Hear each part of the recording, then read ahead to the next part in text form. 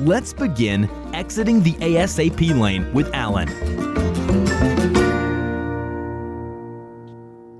Good afternoon, everyone. This was Alan Steelman, and welcome to another episode of Exiting the A.S.A.P lane. You know, all of us have been teenagers, either in the recent past or, in my case, in the distant past, and we're all familiar with teen angst and the many things that were both major and minor stressors to us during that period of our lives. Yet today, life in the digital age is creating an unprecedented level of stress and anxiety in today's teens. On top of the rapid changes to their bodies and hormones is the nonstop information overload that we're all dealing with. A recent study by the Pew Research Center found that 70% of teens see depression and anxiety as major problems among their peers. And it was consistent across gender, race, and income lines. Among the issues identified were increased social media use, academic pressure, and frightening events like terror attacks and school shootings. Another study released in 2017 found that children and adolescents admitted to children's hospitals for thoughts for self-harm or suicide had more than doubled from 2008 to 2015. My guest today is Pramika Kadari. She is a junior at Coppell High School, a suburb in the Dallas-Fort Worth area. She is the copy editor of the school's sidekick newspaper. She enjoys writing both creatively and journalistically, reading, watching films and TV shows. Her favorite book is Ender's Game. While she does not have a favorite movie, her top 5 include Eternal Sunshine of the Spotless Mind, Titanic, and Revolutionary Road. In college, she hopes to study both film and English. In the future, she hopes to be a filmmaker and a novelist. She wrote an opinion piece for the Dallas Morning News, which is why I reached out to her to be a guest on this show recently on this very topic, the topic of teen suicide, and in particular a Netflix series entitled 13 Reasons Why. She said in her op-ed piece that it's damaging, it's dangerous, and should not be allowed on the air for our 3rd season. So, welcome, Pramika, and thanks for agreeing to be my guest on this podcast show. This is a very important topic. So, as a starter, since you did write the op-ed piece on the television show 13 Reasons Why, please elaborate a bit on why you think it's damaging and should be taken off the air. I think there's a few reasons that it's so damaging. First of all, it really does glamorize the idea of suicide because even though the main character, Hannah Baker, committed suicide before the actual story begins, she remains kind of the driving force of the plot. Like, her decisions make the plot move forward even after her death, and the whole story kind of revolves around her even after her death. And I think that kind of makes it seem like, oh, if you commit suicide, you'll get all this attention and you still get to pull the strings on people's lives, but that's not really the case, and that kind of just makes it seem like it has a positive side when it doesn't. And it also oversimplifies depression and other mental illnesses because it kind of makes it seem like the main character, Hannah Baker, committed suicide solely because she was bullied by her peers, when a lot of psychologists agree that depression is a very multifaceted issue, and there's not really one thing that causes it. And another reason that I thought it was pretty damaging is because it kind of makes the story into just another teenage drama. It really it has a love story, it has friend drama, and I don't think it should be treated as just another teenage drama show. I think they should have just focused on making it more realistic. I heard once, which I thought was very poignant, that suicide, when one is depressed or anxious, is a permanent solution to what is really a temporary problem. Mm-hmm. So a television show like this, by glamorizing it, as you say, may add to something that maybe they don't realize, I'm going to be dead. I'm going to be gone forever. Yeah. And whatever's stressing me out right now, maybe 5 minutes from now or maybe a month from now will be gone. Yeah. So very well said. Well, given all the alarming statistics on depression and anxiety and suicide rates among teens, what do you think? What are your views on the reasons for this? I think technology is a big part of it. because I know that whenever, like for example, I'm on spring break this week, and I spent like the first few days of spring break on my computer a lot. Like I was just online and watching TV shows and stuff like that. And whenever I don't have like structure in my life that makes me go outside for something, and I'm just like stuck inside like on my computer, I noticed that I start to feel a lot more depressed. And so on like Monday or Tuesday, I went outside for literally the first time during spring break, and immediately felt happier. So I do think that technology and like staying inside all the time makes teenagers more depressed. And I also think that it has to do with like reduced human interaction, because of the digital age. Like a lot of people are interacting over text and social media. And whenever you talk to people face to face, it like brings up your mood a lot. Like I saw a friend for the first time on Tuesday this week over spring break, and just seeing her and talking to her in person really did bring my mood up.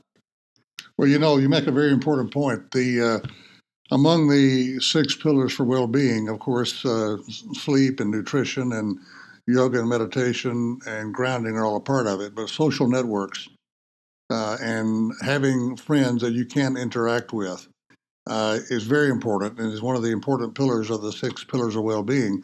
And loneliness is identified not just among teens, but among adults as well. I mean, I have to confess, I've got digital addiction. I think I spend a lot more time than I should on my smartphone and on my iPad and my computer and all. And so it does contribute to loneliness. So I think you make a very important point that social networks are such an important part of all of our lives, and we need to do everything we can to stay connected to other people and friends. Um, so social media in particular, the Pew study mentioned social media stress as being among the causes. Where do you feel this ranks among the causes, and in particular among your own classmates and peers? I do think social media is a huge stressor, but I don't think it's because people are like directly mean over social media or anything. I think it's more because, like I said, people are addicted to it, so they don't spend as much time interacting with other humans. And also, I think it's because a lot of times people kind of glamorize their lives on social media. Like they only post the good parts of their life and they make it seem better than it actually is. So then other people go on social media and look at their posts and they think, oh, my life like sucks compared to theirs and stuff like that. But in reality, like no, barely, basically no one's life is as good as they make it seem on Instagram. Yes. Well, the study also said that girls seem to have a more difficult time with social media than boys. Do you think that's accurate or not? I don't think girls are more addicted to like social media than boys, because I do see like boys on social media a lot too. But I think that girls are more become more like stressed about it because I think they care more about comparing themselves with other people and like making their lives as glamorous as other people's. So I think that's the reason why girls become more stressed about it. Yeah. Cyberbullying, there's a narrative out there that cyberbullying is a big issue. Hmm. And I thought I just heard you say that that's not as big an issue as maybe the narrative would have us to believe. Is that correct? I don't think it's as big of an issue anymore as it was when social media and like texting just came out. I don't really see people like posting. I mean, I think it's like it's not a regular thing. Like it's not like people are constantly posting like mean things about other people on social media. But like when something big happens, a lot of people kind of make a meme out of it, as in like they make it a joke on social media. Like for example, recently someone at my school went out during lunch period when they're supposed to stay in school. They went out and like crashed into a car or something, and so people were making like memes out of that on social media, and they were making fun of her, which is like a really mean thing to do. So that is cyberbullying, and I think that is definitely still a problem. But I don't think like friends are like bullying each other over social media like on a regular basis. Well, back, back to the boys and girls questions. There is this thing out there about, quote, mean girls who are mean to Hmm. other girlfriends. Is that anything that goes on, the whole mean girl syndrome on social media? Yeah, that I mean that does go on, but it's much more subtle than like people think it is. Like it might be like, oh, a group of girls didn't invite this other girl to hang out with them. But it's not like, oh, you can't sit with us or something like that. People aren't like as outrightly mean anymore. Yeah. Okay. So let's segue to something that's really been in the news this week, and that's this whole scandal that's arisen around parents bribing into elite schools their boys and girls. There were both boys and girls admitted to USC and Stanford and Yale and some other elite schools because their parents could afford to either make a big grant or, in some cases, outright bribe a tennis coach in one case and a rowing coach in another case to allow two girls to come in on a scholarship when they never even rowed before in their life. That's rowed, R-O-W-E-D, not R-O-A-D. So has this been, I know this is spring break, so there probably hadn't been a lot of time to discuss this among your peers at school, but talk about the fairness of kids who work really hard, like I know you do, to make your grades and who probably strive to get into a good school, and then to read in the newspaper about someone who didn't even want to go to college in the case of one of the girls, and she gets into USC on a rowing scholarship. Yeah. I don't think it's right to blame the kids who got in because, like you said, a lot of them, like, it wasn't their idea, it was their parents' idea. I think it's completely on the parents. And it's not like a kid can say, oh, don't buy my way into this school. Like, they can't go against their parents like that. But I do think it's completely unfair because I know so many people who, like, stay up past midnight because they're so stressed about their grades and stuff, and they still don't. Even if you work hard, there's like no guarantee at all that you'll get into a top school because there's not that much competition. So to see someone who like doesn't even care about it get in is like really hurtful. Well, I think you do make a good point. The kids should not be blamed, and yet they're going to be, they are going to be blamed by their peers. And in fact, the kids are already having to withdraw from school because they don't want to go back and face what they're going to be subjected to. So it's tragic in the case of the kids. Well, it's a good segue to standardized testing and all the pressure to make good grades and getting into the right college. So setting aside this whole bribery scandal, talk a little bit about the pressure that you feel and that your peers feel to score on the test and make good grades and to have a resume that shows a lot of extracurricular activities so you will get into the school you want to go to. Yeah, I think a lot of people feel pressure to, in regards to their resume, they feel pressure to just add a bunch of things without being actually invested in them because it makes it seem like they're doing so much. And I think that results in like teenagers who aren't really passionate about one thing because they're so stressed about making good standardized test scores and like having a bunch of like random clubs on their resume that they don't have time to be like grow their passion in one or two things. And I think that like that's a really big harm to their overall life because I do think that like the people who are most passionate end up being the most successful. So I don't think like stressing about standardized test scores and grades actually helps these students, but they still end up doing it anyway just because there's so much pressure to get into like a college with a prestigious name. So is the pressure from both parents and from schools, or is it mostly from parents? I think it's actually, in my case and on a lot of my friends' cases, it's actually more from themselves and from their peers because you see your peers being so stressed about like getting into a good college or like getting an A on their test that you feel like if I'm not that stressed, that means I'm not working hard or like that means I'm not ambitious and stuff like that. And like there's a culture in our school and a lot of schools where like everyone like knows other people's grades and stuff. Like as soon as we get our test back, people are asking each other, "What did you get? What did you get?" And like for example, as soon as I've got out of my SAT the other day, like 3 people messaged me like, "Oh, what do you think you got?" And I think that culture definitely needs to end because I don't think it's necessary for us to know each other's grades and standardized test scores. I think that just makes it worse. Yeah. So you've mentioned. So let's segue to another topic. You mentioned teen drama and all the time dealing with it. But would you please elaborate a little bit on what you mean by that? Yeah, I think the big pressure is like having people like the desire to have people like you and the desire to like be popular. I think it's because like a lot of time we spend so much time with each other in school. Like there's bound to be some fights with each other, but those are blown out of proportion when you're a teenager. Like one fight with a friend can seem like the end of the world when it's really not. Like it can be over within the next couple of weeks, but you're just so stressed about it because it seems like high school is your whole life at that moment.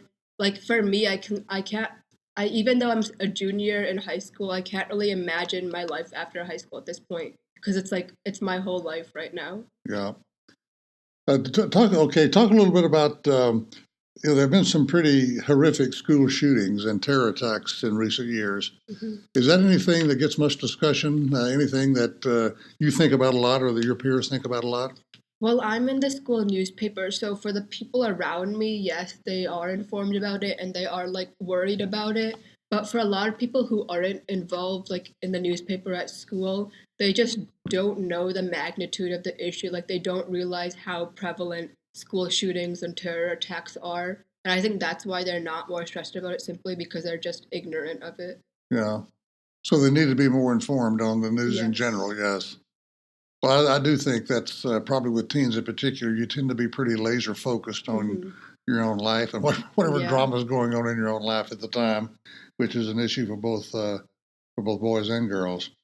Well, there is for our listeners who may think there's nothing but bad news. There is some good news, which is that compared to 20 years ago, according to the Pew study, among teenagers, teen pregnancies are down, risky behaviors are down. So it's not all bad, and there's a lot of good news out there. It is a great young generation coming up. So, Pramika, did you have anything else that you'd like to add? I think you've got a great future ahead of you. Why don't you talk a little bit about your ambitions? You in the introduction, I reiterated what you had told me about what you wanted to do with your life. Talk a little bit about what your aspirations are. Okay. I mean, I've been interested in writing in English pretty much my whole life. Like, I remember I finished my first, like, manuscript of a book in 8th grade. Like, I started, like, trying to submit it to literary agents to get it published and stuff, but, like, obviously that book was not very good because I wrote it in middle school. But I'm still proud that I did it. And that kind of made me want to be an author when I grew up. And for the longest time, I thought I was only going to major in like English, and I thought I was going to be like an English professor and like write on the side or something. But recently, I got really interested in Titanic. I mean, in film. Yes. After I watched the movie Titanic, because Yes. I watched it when I was little, but I didn't really understand like how good of a movie it was until I rewatched it recently. And that like really made me fall in love with the world of film. So I also want to go into that when I'm older. Ah, so being a novelist and being a filmmaker, and maybe even writing scripts and all things related to those topics, huh? Yeah. Well, that is so interesting. Okay, well, anything else you'd like to add, Pramika, before we sign off? This has been a very interesting topic, and I thank you so much for taking time during your spring break. This whole topic of today's teens and the stresses and strains, which are really unprecedented, is a very important topic and one that we all need to be more informed on. Mm-hmm. Anything else you'd like to say before we sign off? There's not really anything else I want to say, but thank you for having me. Oh, well, thank you so much. And I can attest that Pramika is a very gifted writer. When I called her up, I had looked on the website of her school newspaper, and which is a very good paper, by the way. I thought a very good paper, almost college level, I thought, in terms of its quality. Now, I think, do you have a TV station too, or yes. a radio station? So it's called KCY. I'm joining it next year. Ah, very good. So anyway, she's a very gifted writer, and I read probably 8 or 10 articles that you've written in the past, in addition to the one that I saw in the Dallas Morning News. So, Pramika, thank you so much again, and thanks to all of our listeners. I hope you've been enlightened by this topic, and we will see you next time on the next episode of Exiting the A.S.A.P. Line. Thank you very much.